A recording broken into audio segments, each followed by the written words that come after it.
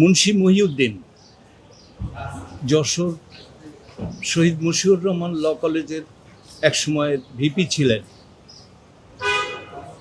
সে LLB final পরীক্ষা দেয়, দিলে 6/4/88 তারিখে তার পরীক্ষার রেজাল্ট পাবলিশড হলো।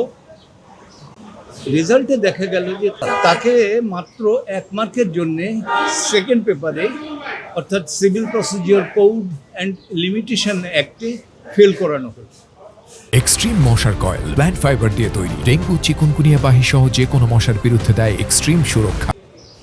সে ব্যক্তিগতভাবে আমার পরিচিত এবং আমার অত্যন্ত স্নেহভাজন প্রতিম। আমরা একই সঙ্গে একই বিল্ডিংয়ে থাকতাম। তো আমি তাকে বলেছিলাম যে মঈন, তুমি আবার পরীক্ষা দাও।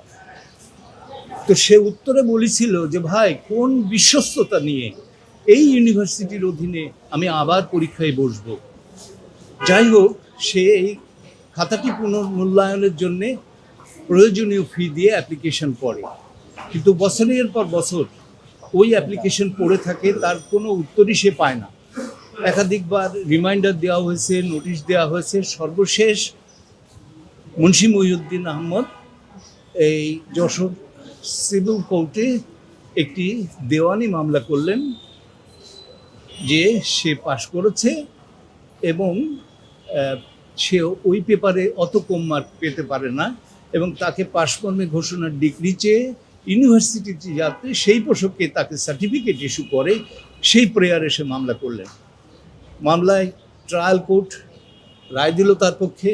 ইউনিভার্সিটি গেল আপিলে ইউনিভার্সিটি হারল। তারপরে ইউনিভার্সিটি আবারও আসলো হাইকোর্টে সিভিল রিভিশন করতে। সেই সিভিল রিভিশনে আমাদের অর্থাৎ মুন্সি মহিউদ্দিনের সপক্ষে রায় হয় এবং আদালত চমৎকার একটি রায় দিলেন। যে এর একটু বলে রাখি, আমি যে রাতে জিজ্ঞাসা করেছিলাম যে আজকের ওর স্ক্রিপ্টটা কই, সেকেন্ড পেপারের খাতাটা এখানে দেন, ইউনিভার্সিটির পক্ষে যিনি সাক্ষী দিচ্ছিলেন তিনি বললেন খাতা বিক্রি হয়ে গেছে।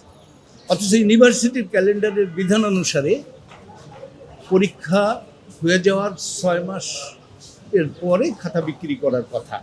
ফলে তার পেপারটা যে আদালত মূল্যায়ন সচক্ষে করবেন সেই অবকাশ আর রইল না। কিন্তু হাইকোর্ট এই রায় দিলেন যে ঠিক আছে, সে যে বাকি 5টা পেপার তার যে গড় মার্ক হয় সেই মার্কটাকে তাকে এই সেকেন্ড পেপারের মার্ক হিসেবে গণ্য করে রেজাল্ট পাবলিশ করা হোক।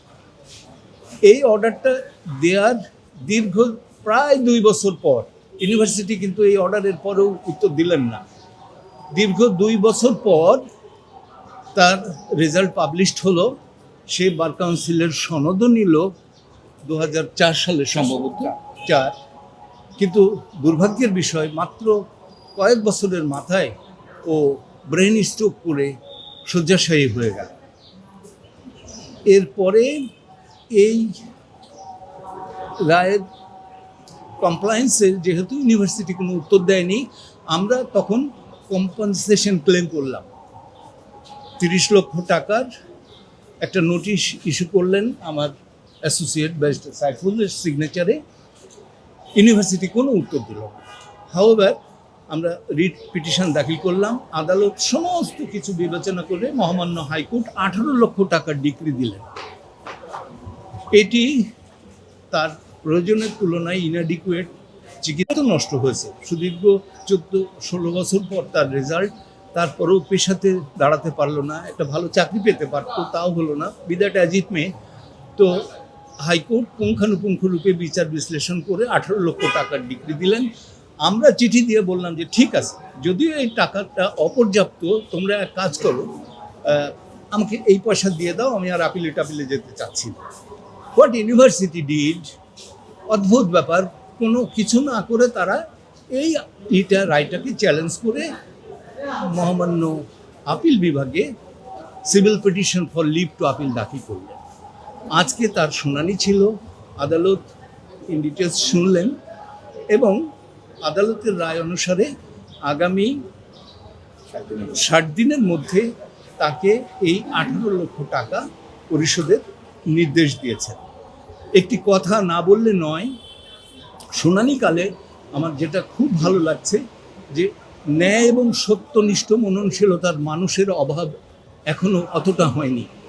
আমি আবেগ আপ্লুত হয়ে গেলাম যখন ওই কোর্টের মধ্যে সমস্ত কাহিনীটা শুনে তাদের নৈতিক সমর্থন আমার পক্ষে দিলেন।